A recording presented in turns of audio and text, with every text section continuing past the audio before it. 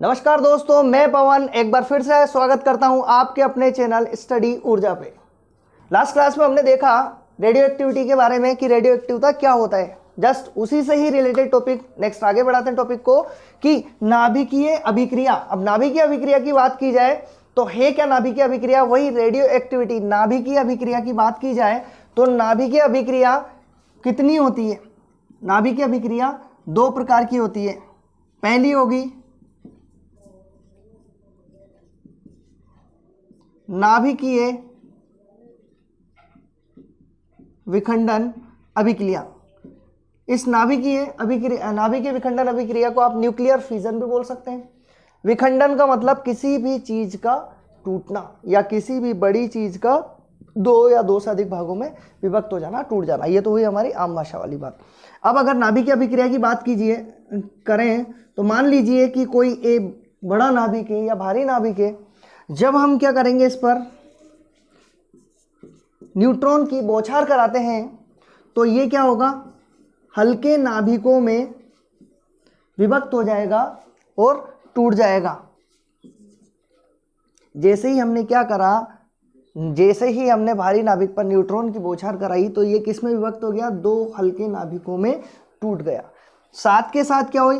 बहुत अधिक मात्रा में एनर्जी यानी कि ऊर्जा भी रिलीज हुई। ठीक है, एग्जाम्पल की बात करें तो नाभिकीय विखंडन अभिक्रिया कितने प्रकार की होगी? नाभिकीय विखंडन अभिक्रिया दो प्रकार की होती है।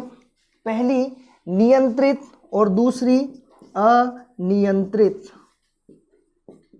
नियंत्रित और दूसरी अनियंत्रित यानी कि अनकंट्रोलेबल।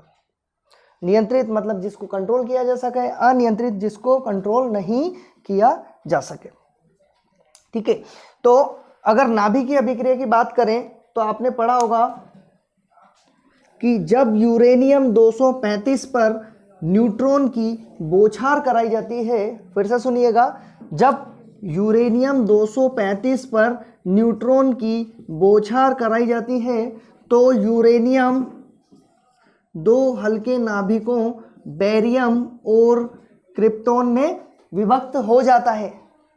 साथ के साथ तीन नए न्यूट्रॉन भी उत्सर्जित होते हैं। साथ के साथ तीन नए न्यूट्रॉन भी उत्सर्जित होते हैं और बहुत अधिक मात्रा में ऊर्जा या एनर्जी रिलीज होती है। फिर ये तीन नए न्यूट्रॉन क्या करेंगे? फिर से यूरेनियम पे हमला कर देंगे और क्या हो जाएगा? फिर से ये दो भागों में विभक्त हो जाएगी। यानी कि ये क्या हो रही है? एक टाइप की चेन रिएक्शन आपकी बन रही है। मतलब फिर से barium krypton, barium krypton, barium krypton, और फिर हर एक पार्ट से क्या निकलेंगे? तीन नए न्यूट्रॉन और एनर्जी रिलीज होती हुई जाएगी। मतलब ये है क्या? एक प्रकार की सीरीज फॉर्म में चल रही है, यानी कि श्रृंखला। ठीक है, तो इसको पूरा नाम क्या दे सकते हैं अपन? नाभिकीय विखंडन श्रृंखला अभिक्रिया बोल सकते हैं। सही है। अगर केमिकल रिएक्शन की बात करो तो इसको नोट डाउन कर लीजिए। केमिकल रिएक्शन क्या होगी आपकी?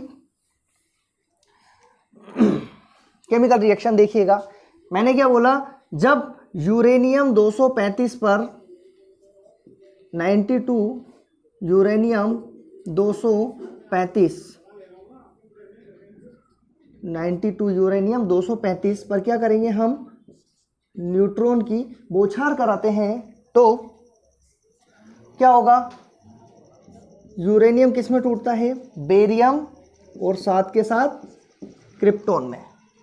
साथ के साथ क्या बनेंगे आपके? तीन नए न्यूट्रॉन भी उत्सर्जित होंगे। ठीक है, और साथ के साथ बहुत अधिक मात्रा में ऊर्जा उत्पन्न होगी। कितनी ऊर्जा होगी? वो बहुत अधिक 200 मेगा इलेक्ट्रॉन वोल्ट ऊर्जा उत्सर्जित होगी। फिर ध्यान दीजिएगा, मैंने क्या करा? यूरेनियम 235 पर जब न्यूट्रॉन की बौछार कराई तो ये किस में टूटे? बेरियम और क्रिप्टॉन। साथ के साथ तीन नए न्यूट्रॉन उत्सर्जित हुए और बहुत अधिक मात्रा में ऊर्जा उत्पन्न हुई। ये ऊर्जा कितनी थी? बहुत उच्च ऊर्जा कितनी है? 200 मेगा इलेक्ट्रॉन वोल्ट।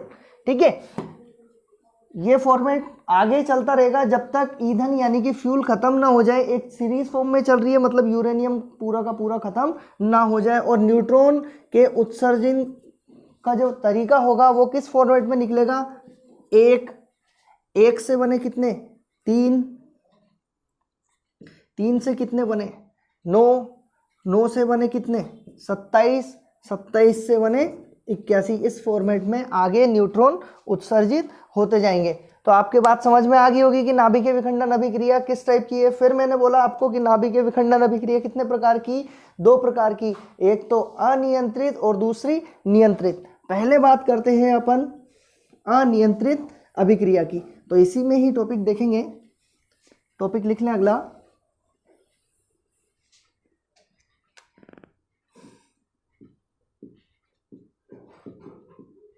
परमाणु बम।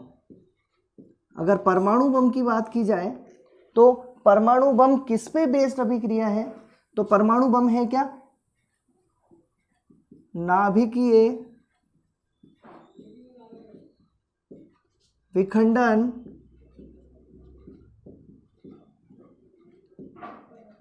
अनियंत्रित श्रृंखला अभिक्रिया। परमाणु बम किस पे आधारित है, नाभिकीय विखंडन अनियंत्रित श्रृंखला अभिक्रिया। अच्छा एक बात और ध्यान रखिएगा, कभी आपसे पूछ ले कि नाभिकीय विखंडन अभिक्रिया की खोज किसने करी है, तो उसकी खोज करी है ओटो होन ने। जब नाभिकीय विखंडन अभिक्रिया की खोज ओटो होन ने करी थी, तो परमाणु बम की खोज भी किसने की होगी, परमाणु बम की खोज करी है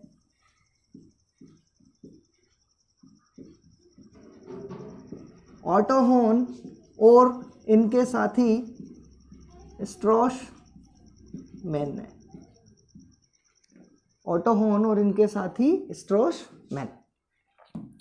परमाणु बम की बात की जाए तो परमाणु बम का पहली बार प्रयोग किसने करा, पहली बात तो ये बनाया किसने था, ये कहाँ के वैज्ञानिक थे, ये वैज्ञानिक थे यूएसए। ठीक है, जब यूएसए ने बनाया होगा तो पहली बार प्रयोग भी कौन करेगा, यूएसए करेगा। तो यानी कि परमाणु बम का पहली बार परीक्षण वो किसने किया, यूएसए ने किया।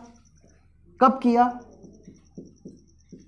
जुलाई 1945 यानी कि 1945 में जुलाई में।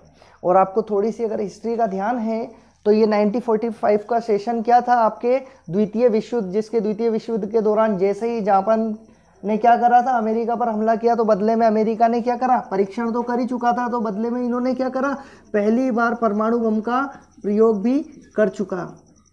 तो विश्व में पहली बार परमाणु बम का प्रयोग भी किसने करा, यूएसए ने ही किया।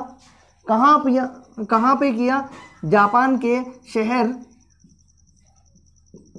हिरोशिमा पर। कब किया, 6 अगस्त 1945 को। अच्छा यूज में क्या लिया था इन्होंने यूज में लिया यूरेनियम।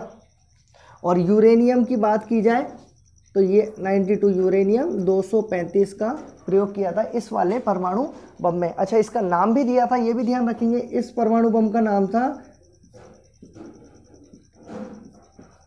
Little boy. इस परमाणु बम का नाम क्या दिया इन्होंने, लिटिल बॉय।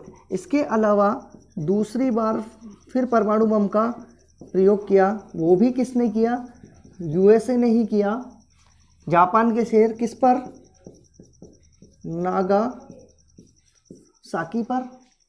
कब किया, 6 अगस्त के 3 दिन बाद यानी कि 9 अगस्त 1945 को। बस फर्क क्या था, पहले वाले में तो क्या करा इन्होंने, यूरेनियम का यूज़ करा, और दूसरे वाले में प्लूटोनियम का यूज़ करा 94-239।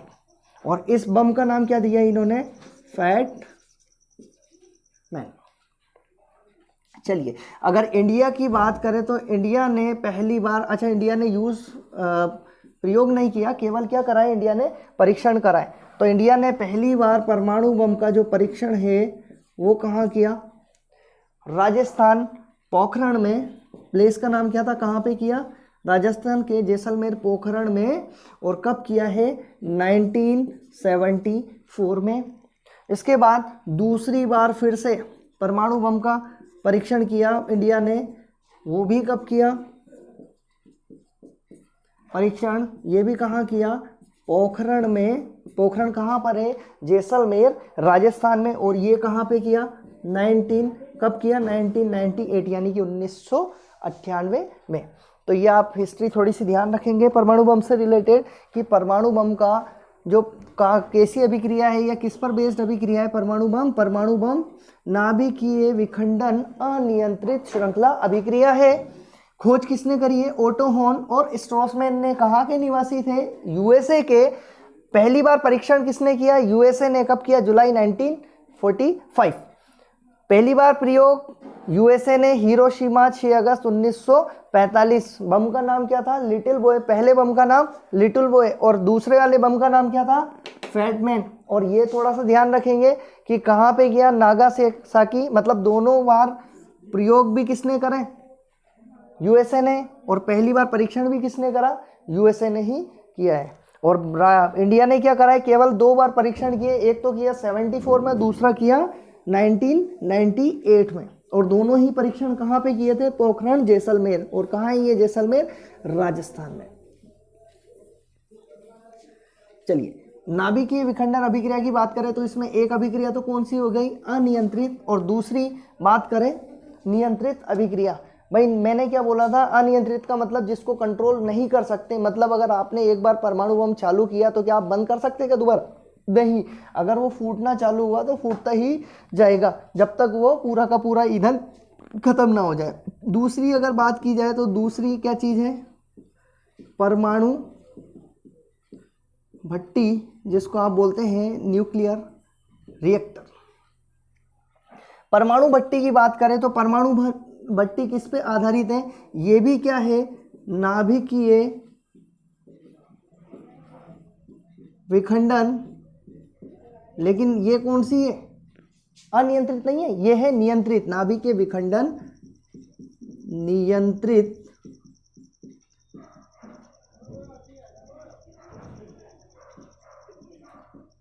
श्रृंखला अभिक्रिया। परमाणु भट्टी किस पे आधारित है, नाभिकीय विखंडन नियंत्रित श्रृंखला अभिक्रिया।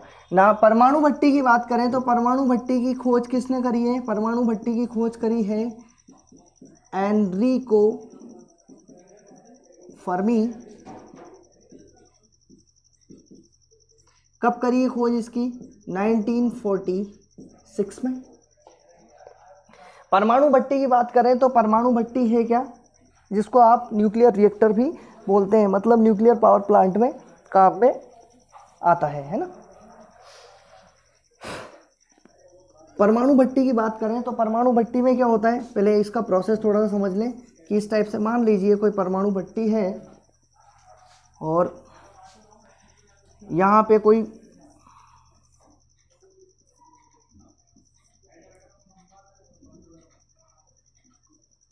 बंदूक टाइप से कोई चीज़ रहती है। मान लीजिए यहाँ पे आपने क्या रखा, यूरेनियम का फ्यूल रखा। जैसे ही आप ट्रिगर दबाते हैं तो ट्रिगर का मतलब क्या होता है, बंदूक चलाना, गोली निकलेगी। लेकिन यहाँ पे जैसे ही ट्रिगर बोलेंगे तो क्या होगा, न्यूट्रॉन की बौछार। जैसे ही न्यूट्रॉन की बौछार करी तो यूरेनियम क्या हुआ, टूटने लगेगा, विखंडित होने लगेगा और बहुत अधिक मात्रा में ऊर्जा उत्पन्न होगी। और जो वो 200 मेगा इलेक्ट्रॉन वोल्ट एनर्जी है वो किसके फॉर्मेट में कन्वर्ट हो जाएगी, आपके इलेक्ट्रिसिटी में कन्वर्ट हो जाएगी। ठीक है। और साथ के साथ 3 नए न्यूट्रॉन निकलेंगे और वो क्या करेंगे, फिर से हमला कर देंगे और इस तरह से एनर्जी निकलती जाएगी। तो ये तो हुई नाभिकीय विखंडन। अभी तक कौन सी चल रही थी परमाणु भट्टी में, अनियंत्रित की। चालू हुई तो बंद नहीं हो सकती। अपन कौन सी पढ़ रहे हैं, नियंत्रित। तो इसको कंट्रोल भी करना है। ऐसा तो है नहीं कि 24 आवर्स आपको बिजली जनरेट करनी है, इलेक्ट्रिसिटी जनरेट करनी है। तो हम क्या करेंगे, जब आपको लगता है कि अपनी कैपेसिटी कम हो गई है तो क्या करेंगे अपन, जैसे ही नियंत्रक छड़ें डाल देते हैं। नियंत्रक छड़ें वो काई की भी हो सकती है, कैडमियम हो सकता है, बोरोन हो सकता है, जिरकोनियम हो सकता है। जैसे ही आपने क्या करा, यहाँ पर न्यूक्लियर रिएक्टर के अंदर नियंत्रक छड़ें डाली तो नियंत्रक छड़ें क्या है, जितने भी न्यूट्रॉन उत्सर्जित हुए थे उन सभी न्यूट्रॉन को क्या करेगी, अवशोषित करेगी, अब्जॉर्ब कर लेगी। जब पूरे एनवायरनमेंट में एक भी न्यूट्रॉन नहीं बचा तो क्या वो करने देगा आगे रिएक्शन। जब न्यूट्रॉन जाएगा ही नहीं फ्यूल पे तो केमिकल रिएक्शन ऑटोमेटिकली बंद, तो न्यूक्लियर रिएक्शन बंद और अभिक्रिया रुक गई। ये तो हुआ नियंत्रक छड़ों का काम। मान लीजिए कि इनको थोड़ा सा स्लो काम करवाना है तो क्या करेंगे, यहाँ पे मंदक का यूज कर लेंगे। मंदक का सीधा सा मतलब क्या होता है, अभिक्रिया को धीमा करने वाले, और मंदक के रूप में किसका यूज किया जाता है, या तो D2O यानी कि ड्यूटेरियम ऑक्साइड या भारी पानी, या फिर किसका यूज कर सकते हैं आप, ग्रेफाइट का भी यूज कर सकते हैं। तो मंदक के रूप में किसका यूज किया जाता है, D2O और ग्रेफाइट का उपयोग किया जाता है। ठीक है, साथ के साथ कूलेंट के रूप में किसका यूज किया जाता है, द्रव सोडियम का। चलिए, ये तो प्रोसेस आपने देखा, अब इसका कंटेंट देख लेते हैं। पहले बात करें परमाणु भट्टी में किसकी जरूरत पड़ती है, ईंधन यानी कि फ्यूल की। तो फ्यूल के रूप में किसका यूज किया जाता है, यूरेनियम का। लेकिन अगर कभी आपसे पूछ ले कि वर्तमान में या फास्ट ब्रीडर रिएक्टर या आधुनिक परमाणु भट्टी में ईंधन के रूप में किसका प्रयोग किया जाता है, तो ईंधन के रूप में किसका प्रयोग किया जाता है, यूरेनियम, यूरेनियम के साथ प्लूटोनियम, और प्लूटोनियम के साथ मिश्रित कार्बाइड का उपयोग किया जाता है। ठीक है, तो मिश्रित कार्बाइड।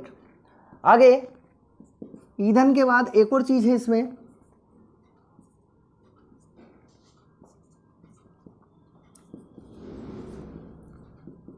नियंत्रक छड़ें।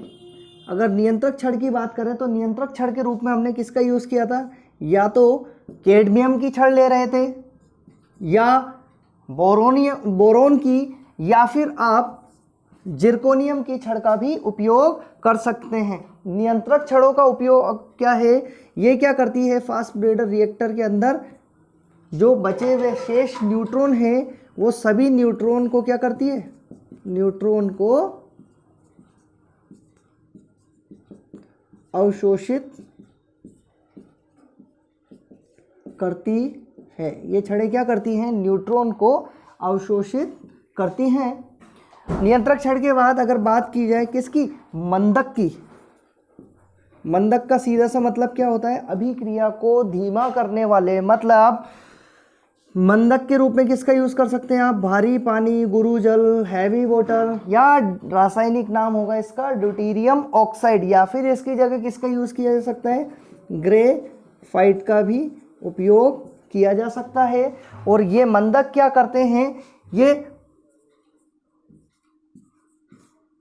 अभिक्रिया को, या अभिक्रिया ना बोलकर आप और अच्छा बोल सकते हैं, ये क्या करते हैं, न्यूट्रॉन की गति को धीमा करते हैं। ये क्या करते हैं, न्यूट्रॉन की गति को धीमा करते हैं। इसके अलावा डी पॉइंट शीतलक यानी कि कूलेंट। शीतलक के रूप में आप किसका यूज करेंगे, द्रव सोडियम, द्रव सोडियम का उपयोग किया जाता है। और लास्ट पॉइंट चाहे तो नोट डाल के लिख लें आप, और या फिर पॉइंट वाइज चलने दें। पूछ लेगा आपसे कि परमाणु भट्टी में ट्रिगर का मतलब क्या होता है, तो परमाणु भट्टी में ट्रिगर का मतलब होता है, या ट्रिगर का अर्थ होता है न्यूट्रॉन की बौछार, या न्यूट्रॉन की बौछार कराना। ठीक है, तो आपने देखा परमाणु भट्टी की बात करें तो परमाणु भट्टी किस पे आधारित है, नाभिक के विखंडन नियंत्रित श्रृंखला अभिक्रिया पर आधारित है। अगर खोज की बात करें तो परमाणु भट्टी की खोज किसने करी है, एनरिको फर्मी ने। और एक चीज और ध्यान रखें, भारत की पहली परमाणु भट्टी वो कौन सी थी, क्या नाम है पहली परमाणु भट्टी का, नाम है अप्सरा। और ये कब इन्वेंट हुई है आपके 1952 में। एक सेकंड थोड़ा सा करेक्शन कर देता हूँ आपको। अप्सरा जो पहली परमाणु भट्टी थी वो 1952 में बनी थी, और इससे 10 साल पहले जो परमाणु भट्टी पहली बनी थी, तो वर्ल्ड की पहली परमाणु भट्टी को किसने बनाई, एनरिको फर्मी ने 1942 में। इसके 10 साल बाद अप्सरा परमाणु भट्टी जो भारत की पहली परमाणु भट्टी थी। इसी के साथ ही आप और चीज़ें भी ध्यान रखें इससे रिलेटेड। न्यूक्लियर पावर प्लांट की बात करें तो कुछ न्यूक्लियर पावर प्लांट जो एग्जाम पॉइंट ऑफ व्यू से स्पेशल है वो देखेंगे आप। पहला कौन सा था आपके, तारापुर महाराष्ट्र वाला, तारापुर महाराष्ट्र का। कब डाला ये? 1969 में। दूसरा परमाणु ये कौन सा है आपके? रावत भाटा और कोटा, राजस्थान के नाम से फेमस है ये, रावत भाटा कोटा।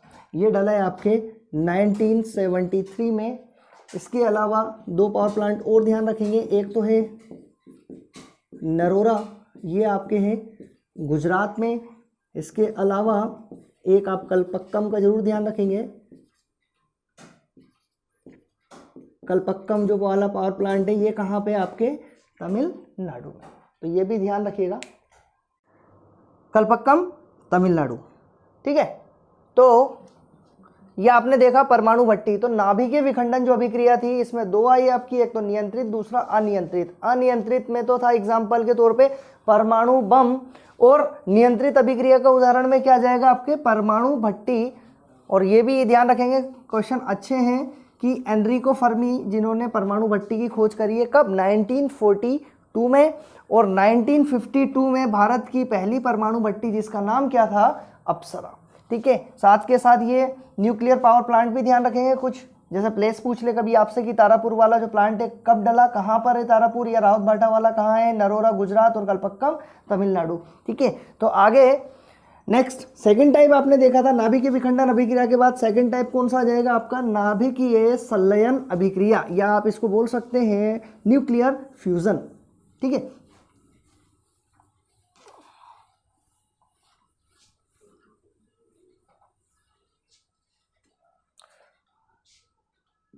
दूसरी टाइप की अभिक्रिया हो गई आपकी कौन सी?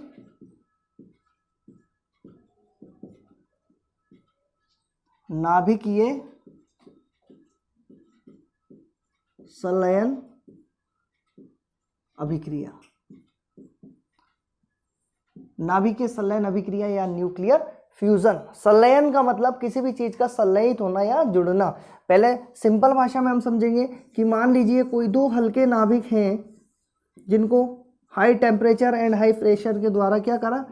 संलयित करा, जोड़ा, तो एक नया बना। मतलब दो या दो से अधिक हल्के नाभिकों को जुड़ना, वो अभिक्रिया क्या कहलाएगी? आपके नाभिकीय संलयन अभिक्रिया कहलाएगी। अगर केमिकल रिएक्शन की आप बात करें तो नाभिकीय संलयन अभिक्रिया में क्या हो जाएगा? जैसे 1H1 और 1H2 जिसको आप भारी हाइड्रोजन बोल रहे थे, और एक ट्राइटीरियम यानी कि रेडियो एक्टिव समस्थानिक, दोनों हाइड्रोजन को जब आप जोड़ेंगे तो क्या बनेगा? ये हीलियम में कन्वर्ट हो जाएगा 2He4, साथ में एक न्यूट्रॉन भी बनेगा और एनर्जी भी रिलीज होगी कितनी? 17.6 मेगा इलेक्ट्रॉन वोल्ट ऊर्जा उत्सर्जित होगी, है ना। हाइड्रोजन से हीलियम कन्वर्ट हो रही है। अगर बात की जाए नाभिकीय संलयन अभिक्रिया के लिए आपको क्या चाहिए? किस चीज़ की आवश्यकता होती है? अति उच्च ताप और उच्च दाब की आवश्यकता होती है। कभी आपसे बाई चांस पूछ ले कि कितना ताप चाहिए, तो ये ताप चाहिए आपको लगभग 10⁸ केल्विन, इतना ताप चाहिए। और इतना ताप अगर आप बात करें तो एक पॉइंट और ध्यान रखेंगे, आपको बताया था इससे पहले वाले टॉपिक में परमाणु नाभिकीय विखंडन अभिक्रिया में क्या होता है? 200 मेगा इलेक्ट्रॉन वोल्ट। और मेगा का मतलब कितना होता है? 10⁶, और कितना है? 200, यानी कि 6 और 2 8। आ गई बात समझ में? मतलब अगर आपको नाभिकीय संलयन अभिक्रिया करानी है तो लगभग एक परमाणु बम से जितनी ऊर्जा रिलीज होती है उतनी ऊर्जा आपको चाहिए। ठीक है, नाभिकीय विखंडन अभिक्रिया की बात करें तो इस पे आधारित क्या है? इसी में टॉपिक ध्यान रखेंगे, हाइड्रोजन बम। हाइड्रोजन बम की बात करें तो हाइड्रोजन बम की खोज किसने करी है? एडवर्ड टेलर ने। और हाइड्रोजन बम किस पर आधारित है? नाभिकीय संलयन अभिक्रिया पर आधारित है। अगर हाइड्रोजन बम की बात करें तो ये परमाणु बम से लगभग 1000 गुना अधिक शक्तिशाली बम होता है। फिर से सुनिएगा कि हाइड्रोजन बम क्या है, परमाणु बम से 1000 गुना अधिक शक्तिशाली बम होता है। साथ के साथ आप ये भी ध्यान रखेंगे कि जो हमारा सूर्य है, और सूर्य भी क्या है, एक तारा ही है, मतलब सूर्य और तारों में क्या कौन सी अभिक्रिया होती है, नाभिकीय संलयन अभिक्रिया होती है। अगर सूर्य की बात की जाए तो सूर्य में अभी वर्तमान में, सूर्य में नाभिकीय संलयन अभिक्रिया में क्या हो रहा है, हाइड्रोजन से हीलियम बन रही है। मतलब अभी हाइड्रोजन कितना परसेंट बाकी है, तो लगभग 71% हाइड्रोजन बाकी है, और हीलियम कितना बन चुका है अभी तक, 26%। ये अप्रोक्सीमेट वैल्यू है, ठीक है। जिस दिन हाइड्रोजन पूरी खत्म हो जाएगी सूर्य पे से, तो सूर्य की मृत्यु हो जाएगी। इसलिए अगर आपने हिस्ट्री में पढ़ा हो थोड़ा सा, ये ज्योग्राफी में पढ़ा हो आपने कि सूर्य की उम्र कितनी मानी गई है, 5 बिलियन वर्ष। उसका मतलब यही है कि ये सारा का सारा फ्यूल जिस दिन खत्म होगा, हीलियम में कन्वर्ट हो जाएगी ये सारी हाइड्रोजन, उस दिन सूर्य की मृत्यु हो जाएगी। और सूर्य के अलावा, सूर्य जब एक तारा है तो बाकी अन्य तारों में भी क्या है, नाभिकीय संलयन अभिक्रिया होती है, ठीक है।